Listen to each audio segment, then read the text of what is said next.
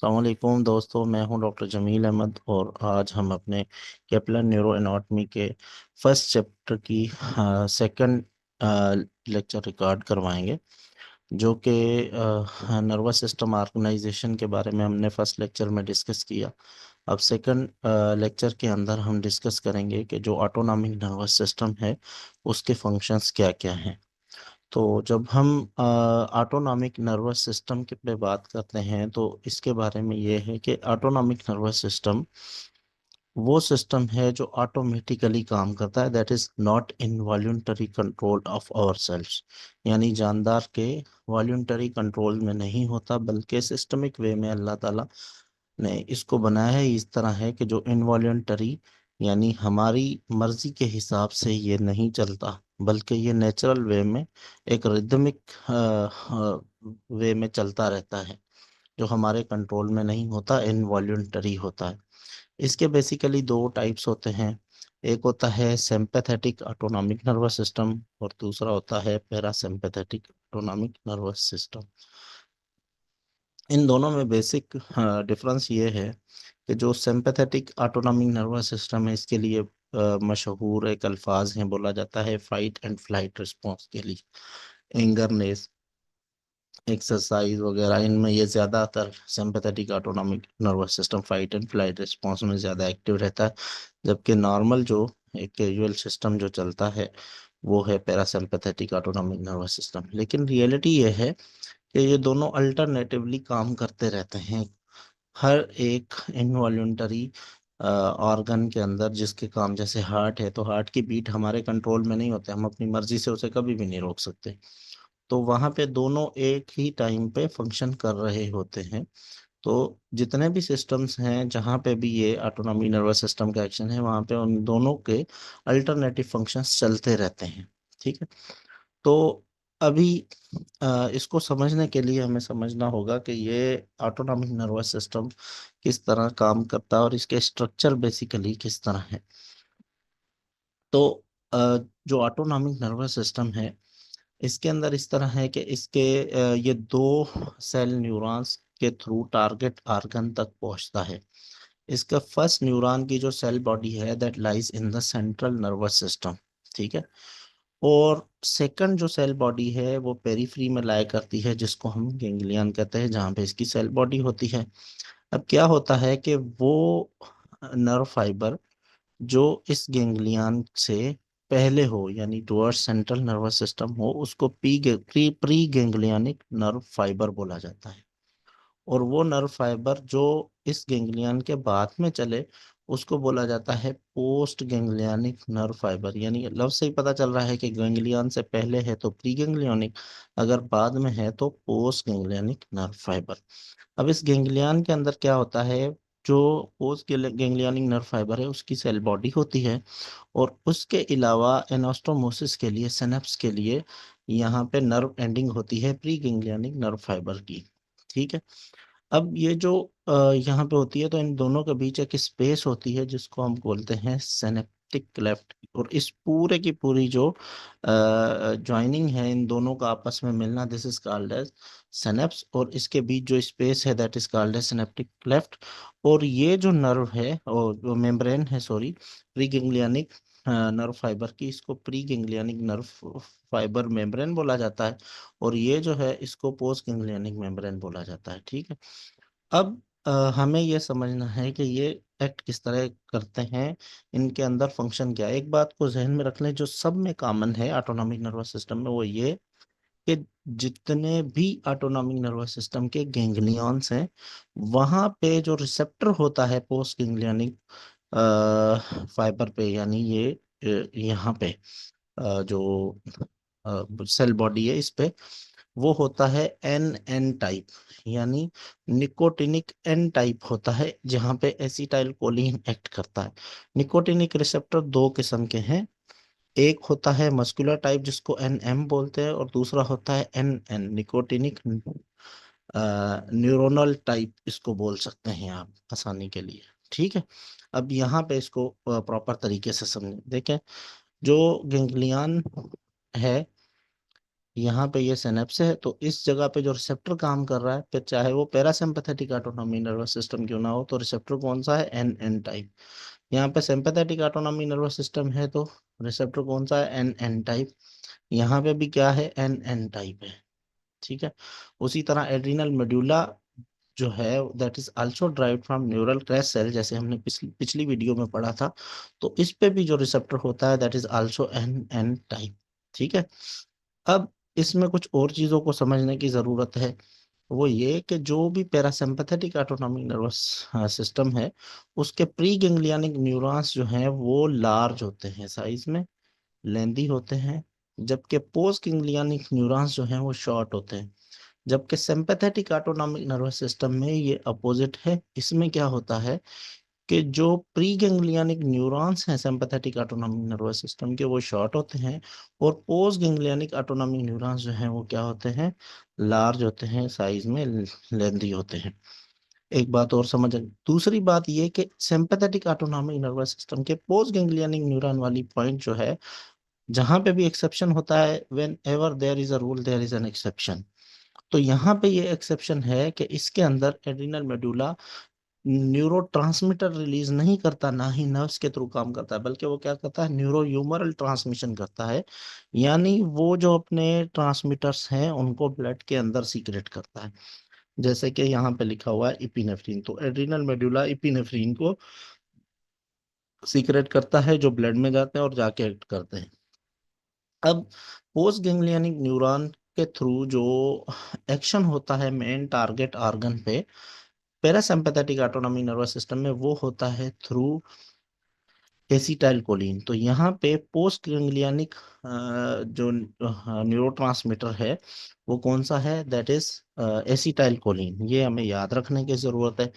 Sympathetic autonomic nervous system में हर जगह पे norepinephrine as a neurotransmitter act करेगा, except at the level of skin, यानी स्वीट ग्लैंड्स और पाइलोरेक्टल मसल्स जो हैं स्किन के अंदर, उनके अलावा वहां पे कौन सा न्यूरोट्रांसमीटर है सिंपैथेटिक ऑटोनॉमिक नर्वस सिस्टम में, एसिटाइलकोलिन। यानी अगर आपसे क्वेश्चन पूछा जाए कि सिंपैथेटिक ऑटोनॉमिक नर्वस सिस्टम में पोस्ट गैंग्लियनिक न्यूरॉन का टारगेट ऑर्गन के लिए जो न्यूरोट्रांसमीटर वो कौन सा है, तो आप बोलेंगे नॉरएपिनेफ्रिन। लेकिन जब आपसे क्लियरली पूछा जाए कि सिंपैथेटिक ऑटोनॉमिक नर्वस सिस्टम का पोस्ट गैंग्लियनिक न्यूरोट्रांसमीटर जो स्वीट ग्लैंड या पाइलो इरेक्टर मसल्स पे एक्ट करता है, तो वो कौन सा है, आप बोलोगे एसिटाइल कोलिन। ठीक है। और ये भी आपको समझ आ गया। उसके अलावा जो मोटर यानी सोमेटिक इनर्वेशन होती है, उसमें सिर्फ एक ही न्यूरॉन होता है जो सीएनएस से निकलता है और डायरेक्ट स्केलेटल मसल के लेवल पे जाके एक्ट करता है। और वहां पे रिसेप्टर होता है एन एम रिसेप्टर। यानी डायरेक्ट जो नेक्स्ट न्यूरॉन के बाद आएगा वो है मसल, तो इसको न्यूरोमस्कुलर जंक्शन या न्यूरोमस्कुलर सिनेप्स बोला जाता है। वहां पे भी एसिटाइलकोलिन एक्ट करता है। अब पैरासिम्पैथेटिक नर्वस सिस्टम को समझेंगे। पैरासिम्पैथेटिक नर्वस सिस्टम से रिलेटेड एक चीज समझ लें कि ये बात याद रख लें, जो हेड एंड नेक है यानी जो क्रेनियम है, उसके अंदर चार गैंग्लियंस हैं जो आपको जहन में होने चाहिए कि ये चार गैंग्लियंस हैं, और कौन कौन से हैं इनके नाम याद होने चाहिए। एक गैंग्लियन है सीलियरी गैंग्लियन, दूसरा गैंग्लियन है सब मैंडिबुलर गैंग्लियन, तीसरा गैंग्लियन है टेरिकोपेलेटाइन गैंग्लियन, और फोर्थ गैंग्लियन है ऑटिक गैंग्लियन। ये आपके जहन में होना चाहिए कि ये कौन से गैंग्लियंस है, और ये सारे के सारे डिफरेंट नर्व्स की कॉम्बिनेशन के साथ बनते हैं, जो कि हम आगे पढ़ेंगे। ठीक है। उसके अलावा पैरासिम्पैथेटिक ऑटोनॉमिक नर्वस सिस्टम से पूरी की पूरी बॉडी की तरफ कुछ नर्व्स निकलती हैं, जो जाके बॉडी के डिफरेंट एरियाज को सप्लाई करती हैं और वहां पे फंक्शन करती हैं। जैसे विजरा ऑफ थोरेक्स और एब्डोमेन, फोरगट और मिडगट के लिए भी कुछ नर्व्स निकलती हैं जो जाके उनको सप्लाई करती हैं। ठीक है। उसके अलावा इसी तरह pelvic स्प्लैंक्टिंग nerves S2 S3 S4, इनके जो ये टर्मिनल गेंगलिया हैं, ये जाके टर्मिनल गेंगलिया के थ्रू फिर वहां से आगे पोस्ट गेंगलियनिक न्यूरॉन्स निकलते हैं जो जाके सप्लाई करते हैं। अब एक बार और समझ लें कि जितने भी पैरासिम्पैथेटिक नर्वस सिस्टम से रिलेटेड गेंगलियन है, पेरिफेरल गेंगलिया हैं, उन सबको आप बोलेंगे terminal ganglia except these four. इनको आप स्पेसिफिकली टिपिकली नेम्स देंगे कि ये सीलियरी गैंग्लियन है जो पेपिलरी स्फिंक्टर और सीलियरी मसल्स को सप्लाई करता है। सब मैंडिबुलर गैंग्लिया बोलेंगे इसको सब मैंडिबुलर ग्लैंड और सब लिंगुअल ग्लैंड को सप्लाई करता है। उसी तरह टेलिगोपेलेटन गैंग्लियन बोलेंगे उसको जो लेक्रिमल ग्लैंड, नेजल म्यूकोजा और ओरल म्यूकोजा को सप्लाई करता है। और इसी तरह आप कहेंगे ओटिक गैंग्लियन को जो पैरोटिड ग्लैंड को सप्लाई करता है। इसी तरह आपने नेम्स देने हैं। अब पैरासिम्पैथेटिक जिसको क्रेनियोसेक्रल आउटफ्लो बोला जाता है। तो क्रेनियोसेक्रल इसलिए एक तो क्रेनियल नर्व से ये इसके जो फाइबर्स हैं वो निकलते हैं, और दूसरा सेक्रल लेवल पे यानी जो S2 S3 S4 है वहां से निकल रहे हैं, इसलिए इसको इसके फ्लो को क्रेनियोसेक्रल आउटफ्लो बोला जाता है। सपोज क्रेनियल नर्व्स 3, 7 एंड 9, ये कौन कौन सी नर्व है? हमने पहले भी एक वीडियो के अंदर डिस्कस किया था कि जो 10 क्रेनियल नर्व्स है उसका एक निमोनिक है ओटाव विगवा, जो हमारी ही वीडियो में FCPS हाई हील्ड जो प्ले लिस्ट है उसके अंदर मौजूद है, इजी निमोनिक। तो वहां पे हमने डिस्कस किया है कि इसके नेम्स किस तरह याद किए जाए, बहुत ही इजी वे है, आप वो एक बार जरूर देख लें। तो थर्ड क्रेनियल नर्व है ऑक्यूलोमोटर, क्योंकि ट्रिपल ओ है तो थर्ड ओ ऑक्यूलोमोटर है। ओटाफ एफ जो है दैट इज फेशियल नर्व, और ये सेवंथ क्रेनियल नर्व जो है वो फेशियल नर्व है। और नाइन्थ क्रेनियल नर्व होती है ग्लासोफरेंजियल। तो ये आप एक बार वो भी वीडियो देख लें ताकि आपके लिए आसानी हो जाए। अब इन तीनों क्रेनियल नर्व्स के फाइबर्स मिलकर 4 गैंग्लिया बनाते हैं, जो आगे चल के आप पढ़ेंगे, और वो इनर्वेट करते हैं glands and smooth muscles of the head को। और क्रेनियल नर्व 10 जो है यानी वेगस नर्व, उसके टर्मिनल गैंग्लिया से फिर आगे पोस्ट गैंग्लियनिक न्यूरॉन्स निकलते हैं, जो जाके सप्लाई करते हैं viscera of neck, thorax, foregut and midgut को। और याद रखें vagus nerve is the largest cranial nerve, ये बात जहन में रख लें, इस पे भी क्वेश्चन आता है। और फिर उसके अलावा सेक्रल फ्लो में पेल्विक स्प्लैंक्टिक नर्व्स होती हैं जिसके root value S2 S3 S4 है, वो सप्लाई करते हैं हाइंड गट एंड पेल्विक विजरा को, including bladder and erectile tissues. अब आ जाते हैं सिंपैथेटिक नर्वस सिस्टम पे। तो सिंपैथेटिक नर्वस सिस्टम के अंदर जो फ्लो चलता है वो हमें पता है कि वो होता है थोरेकोलम्बर आउटफ्लो। ये आप देख लें, थोरेकोलम्बर आउटफ्लो में भी इसी तरह जिस तरह हमने वहां पे क्रेनियोसेक्रल आउटफ्लो की बात की, यहाँ पे थोरेको लंबर आउटफ्लो थोरेसिक और लंबर लेवल से। तो ये देखें, थोरेसिक लेवल से स्टार्ट हो रहा है वो लंबर लेवल तक, ये इसके फाइबर्स निकल रहे हैं और इसके गैंग्लियंस हैं, जिनमें से सुपीरियर सर्वाइकल गैंग्लियन है। इसके साथ जो है यही सुपीरियर सर्वाइकल गैंग्लिया है जो फाइबर्स देता है, जो जिनके अफेक्ट होने की वजह से हॉर्नर सिंड्रोम होती है। यानी अगर हॉर्नर सिंड्रोम का के लिए पूछा जाए तो आप बोलेंगे सुपीरियर सर्वाइकल गैंग्लियन के फाइबर्स जब अफेक्ट हो, वहां पे लियन हो, तो हॉर्नर सिंड्रोम होती है। और अगर इसी क्वेश्चन को अगर दूसरी तरह घुमा के पूछा जाए तो क्वेश्चन बनेगा कि sympathetic autonomic nervous system of superior cervical ganglion के अफेक्ट होने से कौन सी लियन होती है, तो आप बोलोगे हॉर्नर सिंड्रोम। और एक और तरीका इसके क्वेश्चन का वो इस तरह है कि which of the following system is more activated in Horner syndrome, तो आप बोलोगे पैरासिम्पैथेटिक ऑटोनॉमिक नर्वस सिस्टम। क्यों? क्योंकि सिंपैथेटिक ऑटोनॉमिक नर्वस सिस्टम में लियन आ चुकी है।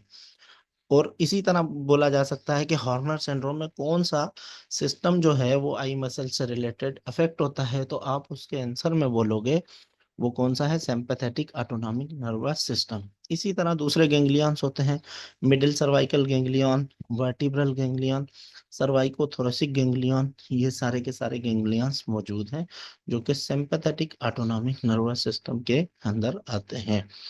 अब यहीं पे ये चीजें देखें कि ये लेटरल हॉर्न है, L1 L2 रूट वैल्यू है, ये उसका डॉर्सल रेमस है, ये वेंट्रल रेमस है, that is going to supply smooth muscles and glands of body wall and in limbs, ठीक है। और ये वेंट्रल रेमस है जो डायरेक्टली स्पाइनल कॉर्ड से नर्व आ रही है, प्री गैंग्लियोनिक नर्व है। लेकिन एक बात समझे कि ये जो ग्रे रेमस है इसके बारे में, grey ramus is actually post ganglionic, and it joins spinal nerves, ये स्पाइनल नर्व्स को ज्वाइन करती है और टारगेट ऑर्गन को सप्लाई करती है। याद रख लें, ventral ramus is pre ganglionic neuron, while grey ramus is post ganglionic neuron. इस चीज को जहन में रखें। अब आ जाए हमारे सिंपैथेटिक यानी थोरैकोलम्बर आउटफ्लो पे। जो स्पाइनल कॉर्ड लेवल्स हैं T1 से L2 तक, वो देते हैं सिंपैथेटिक चेन गेंगलिया, जो पेरावर्टिब्रल गेंगलिया बनाते हैं। और थोरेसिक स्प्लैंकिंग नर्व्स और lumbar splanchnic nerves, they form pre vertebral ganglia, while spinal cord levels T1 to L2, वो बनाते हैं पैरा वर्टिब्रल गेंगलिया को। और ये इनर्वेट करते हैं smooth muscles and glands of body wall and limbs, head and thoracic viscera, इस तरह। और जो थोरेसिक स्प्लैंकिंग नर्व्स हैं T5 टू T12, ये पेपरी वर्टिब्रल गेंगलिया बनाते हैं सीलियक, एओर्टिक और रीनल सुपीरियर मेजेंट्रिक गेंगलिया बनाते हैं। ये smooth muscles and glands of foregut and midgut तक। और हाइंडगट के लिए लंबर स्प्लैंकिंग नर्व्स जैसे L1 L2 हो गई, ये inferior mesenteric and pelvic ganglia बनाते हैं, जो smooth muscles and glands of pelvic viscera and hindgut, इनको सप्लाई करते हैं। तो इंशाल्लाह हम नेक्स्ट टॉपिक में मिलेंगे। Thank you.